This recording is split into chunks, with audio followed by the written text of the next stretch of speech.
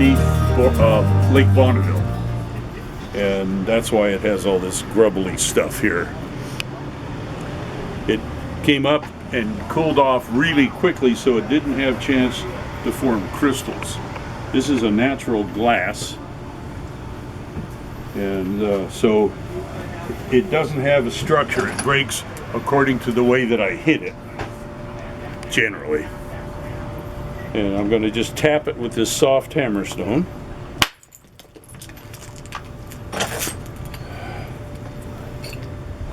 And that's what came off.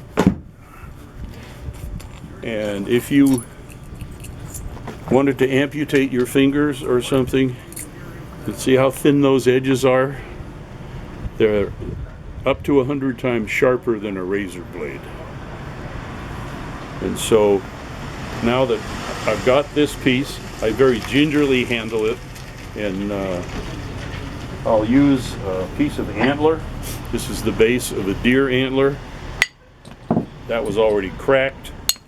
I'm just going to try and get rid of those pieces, and then I'm going to destroy that beautiful sharp edge.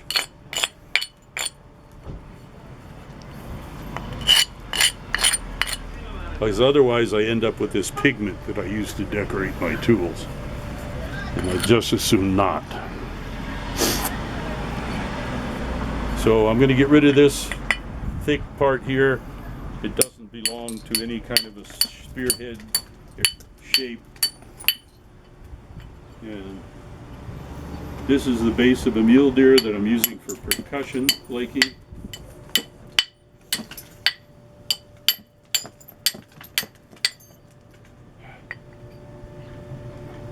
And these flakes here are a miniature version of this flake scar. The force was applied here. It tried to form a cone, and because it was on the flat surface, the cone spreads, and then you get those ripple marks circling back around where the force came from.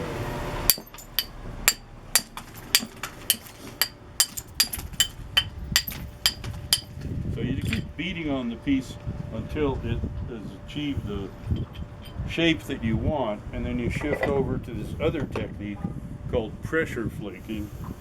And with the pressure flaking, instead of hitting it, you just push on it. Oh, that's another pretty one. It's almost transparent. Sun's not very good today. But well, by habit, I'll scrape that edge. And I've made hunting points for people and forgotten. And the last thing I did was dull them down. And thought, no, that's not what I wanted to do. So with this, instead of hitting it, you push in and pry. And you get these flakes coming off on the underside, like that. And that begins to shape that edge.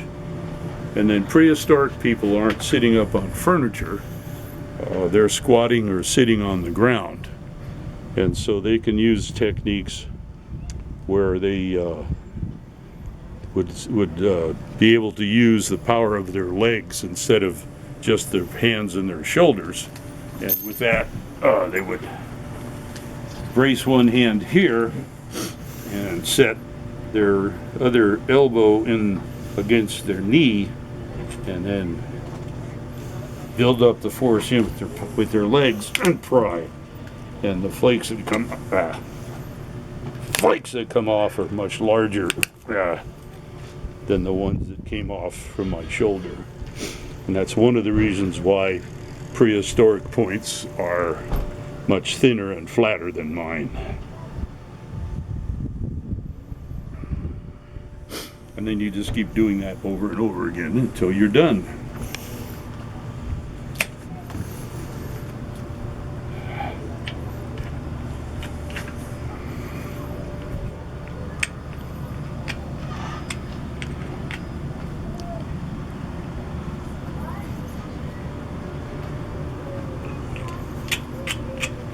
Yeah, I keep thinking the park should probably make a video out of this, and then they could just replace me. You're irreplaceable, Joseph.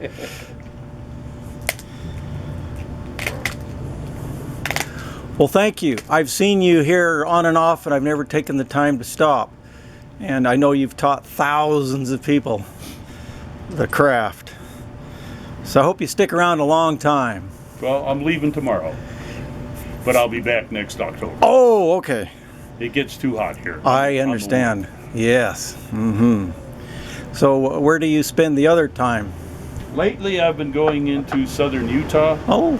and going high up in the mountains, setting up my motorhome as a base camp, and then going out from there, looking for toolstone sources.